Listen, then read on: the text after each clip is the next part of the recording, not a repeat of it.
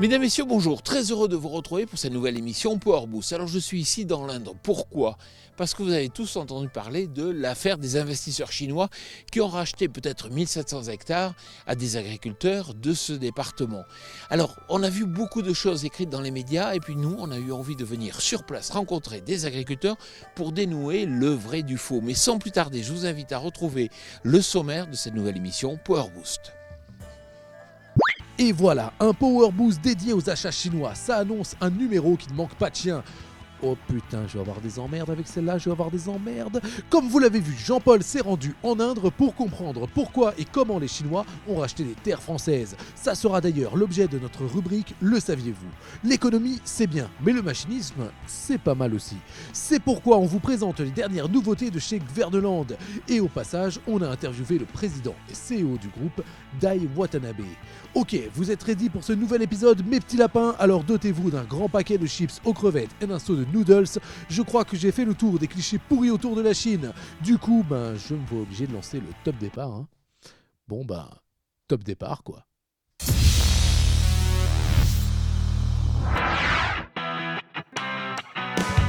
Le mois de mars 2016 confirme la tendance amorcée à l'automne dernier, le marché des tracteurs se porte mieux en France. En effet, 2439 tracteurs standards ont été vendus au mois de mars 2016 contre 2091 un an avant, ce qui représente une hausse de 16,64%. Le segment des 200 à 300 chevaux a particulièrement été prisé par les agriculteurs sur le mois de mars 2016, tandis qu'à l'inverse, les tracteurs de très forte puissance, soit ceux qui dépassent les 300 chevaux, ont enregistré une baisse de 21% au niveau des nouvelles immatriculations.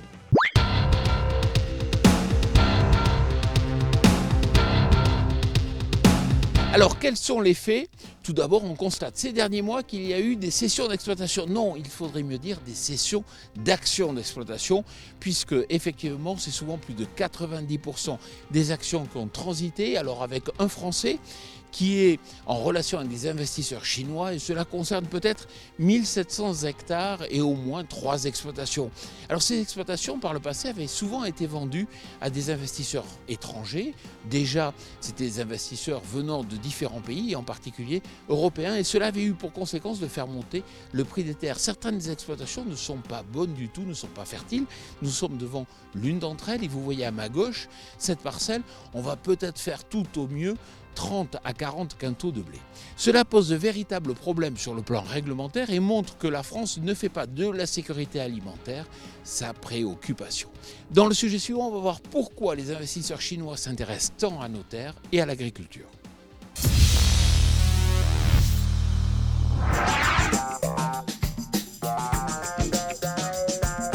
Premièrement, il faut avoir en tête que 20% de la population mondiale vit en Chine. Et oui, on le savait déjà, mais ça fait quand même presque 1,4 milliard de personnes à nourrir.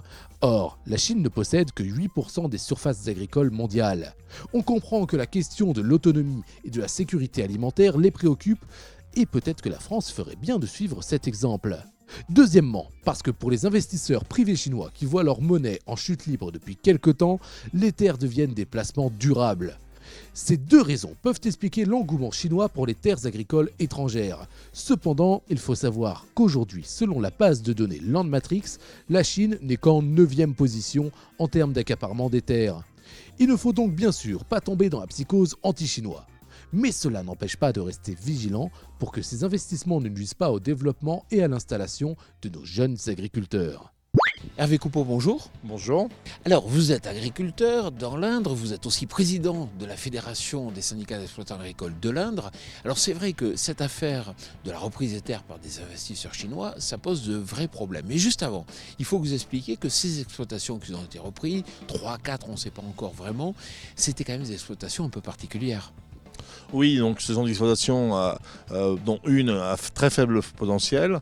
Donc aujourd'hui, il y a plusieurs familles qui ont passé sur ces exploitations, qui n'ont pas très réussi. Donc c'est pour ça qu'aujourd'hui, les Chinois ont acheté cette exploitation pour essayer de faire valoir au mieux leur patrimoine.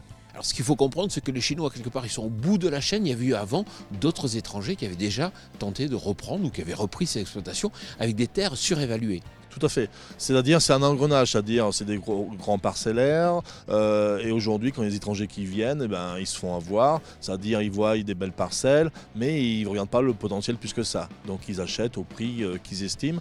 Mais c'est un prix surévalué par rapport à la rentabilité, par rapport à la région.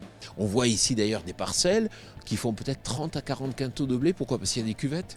Oui, aujourd'hui on est sur du sable, donc très humide l'hiver, donc où la plante elle est eutrophiée, et puis l'été, ça manque d'eau, donc voilà, donc les potentiels sont très faibles. Donc aujourd'hui acheter des terres au prix où ils ont acheté, ça me paraît invraisemblable.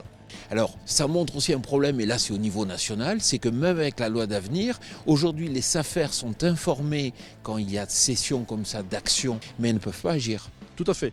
C'est-à-dire aujourd'hui, par un montage de société, la SAFER est informée mais ne peut pas agir, et je trouve que c'est un peu dommage parce qu'on pourrait mieux orienter les achats. C'est-à-dire aujourd'hui ils achètent et ils mettent en faire valoir, mais la SAFER pourrait mieux orienter, on pourrait faire l'installation de jeunes agriculteurs, on pourrait faire des choses intéressantes, mais aujourd'hui par la loi d'orientation on ne peut rien faire. Alors, ce que ça a montré ici, ça c'est un véritable problème, c'est qu'aujourd'hui il y a une véritable surenchère et ça bloque un peu la vie agricole, ça a un impact négatif. Tout à fait, c'est-à-dire sur l'impact des terres, ça surévalue les terres. Par exemple, un agriculteur qui n'a rien demandé, qui veut installer son fils, et qui a des frères et sœurs, ça surévalue son exploitation. Et aujourd'hui, c'est bon pour personne. Donc il faut absolument qu'il y ait un moyen de contrôle. C'est pas empêcher les Chinois d'acheter, c'est un moyen de contrôle, c'est-à-dire orienter.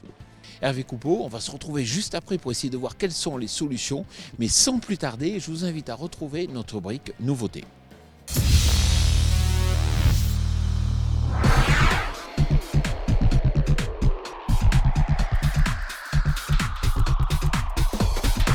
C'est face au château de Chambord et en présence de son nouveau CEO Dai Watanabe que le groupe norvégien Kverneland a dévoilé aux concessionnaires de son réseau les dernières nouveautés pour 2016 et 2017.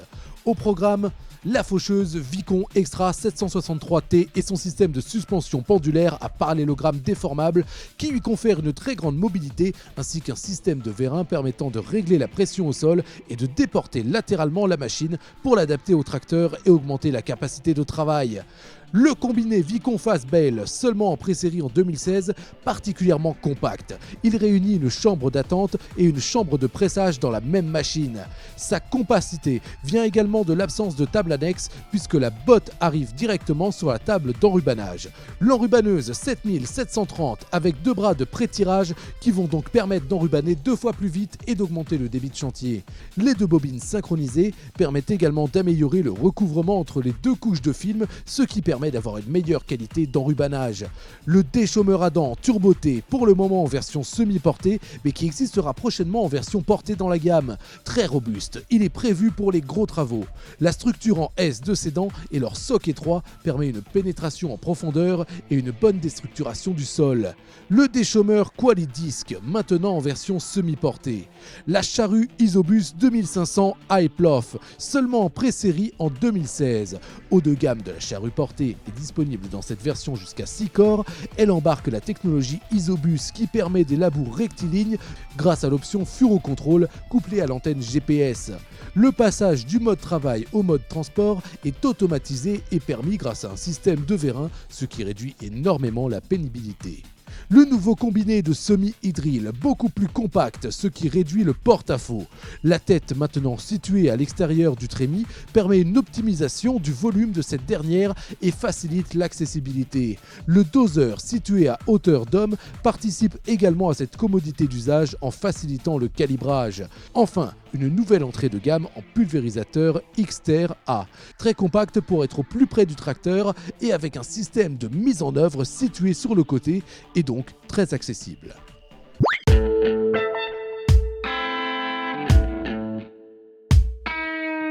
Alors Hervé Coupeau, vous l'avez dit, c'est vrai que le transfert de parts sociales comme ça, c'est un véritable problème. Alors je crois savoir que les élus de la FNSAFER vont déposer un rapport sur le bureau du ministre de l'Agriculture, Stéphane Le Foll, pour lui demander une loi peut-être à 3 à 6 mois qui va permettre de s'opposer à ce transfert de parts sociales. Pour vous, ça vous semble intéressant ?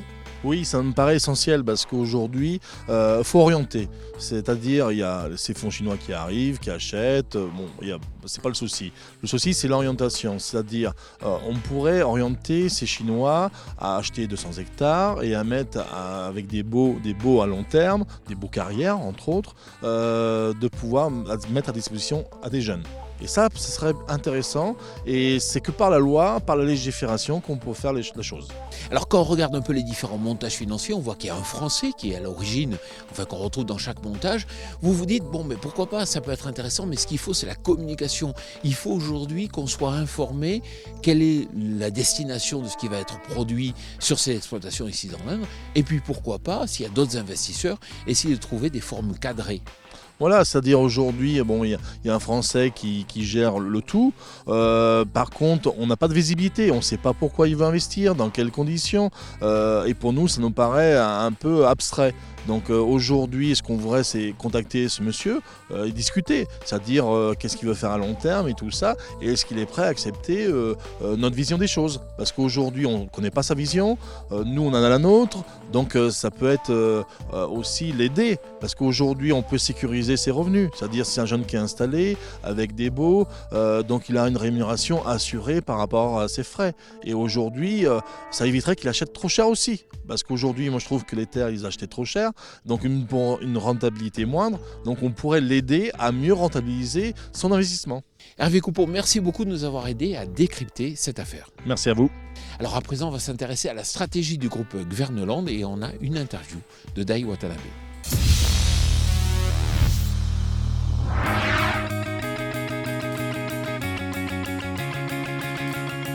Dai Watanabe, vous venez de dévoiler vos ambitions pour le groupe Gverneland en passant de 500 millions d'euros à 700 millions d'euros à échéance de 5 ans seulement.